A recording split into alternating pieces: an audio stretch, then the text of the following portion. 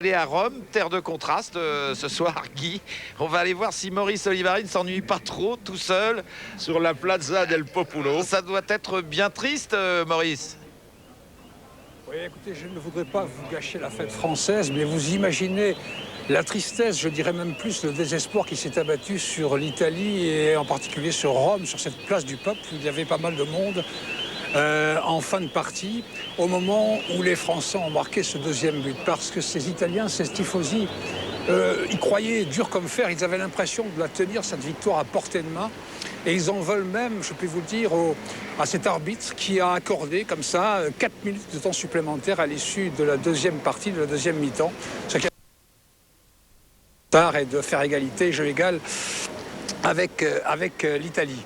Donc une énorme tristesse, une énorme amertume de la part des tifosi italiens. Regardez la place du peuple qui, en principe, en cas de victoire, aurait été pleine de monde. Eh bien, elle est désespérément vide. Il y a simplement quelques touristes et quelques tifosi qui, le drapeau en berne, rentrent tranquillement chez eux. Voilà, je n'en dirai pas davantage car je crois que vous avez d'autres instants à fêter en France. Les Champs-Élysées sont pleins. Eh bien, que voulez-vous? La place du peuple ce soir est vide.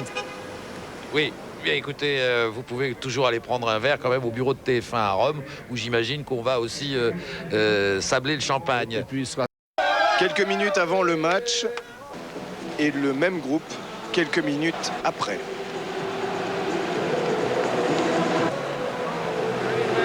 Les travées sont silencieuses. Ce qu'il reste de 10 000 supporters déchaînés semble foudroyer dans les gradins.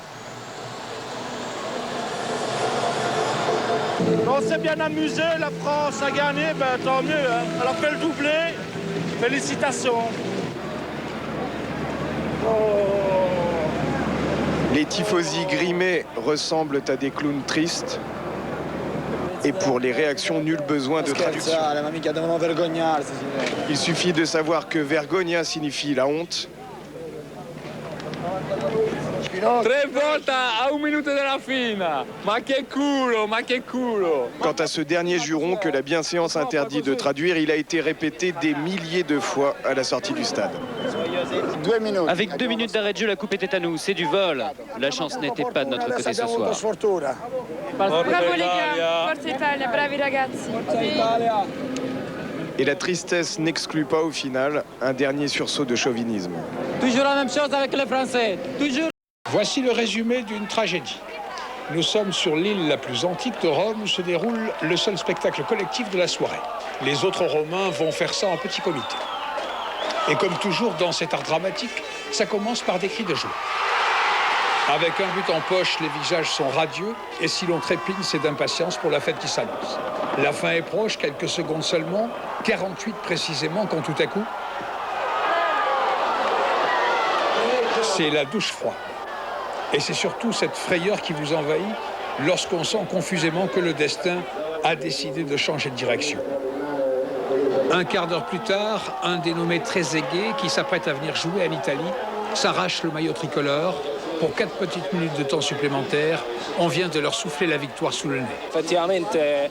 L'arbitre a accordé 4 minutes de temps supplémentaire. D'après moi, c'était trop. Les Français ont fait le reste, mais dans mon cœur, c'est l'Italie qui a gagné. Ce but en or ne plaît vraiment à personne.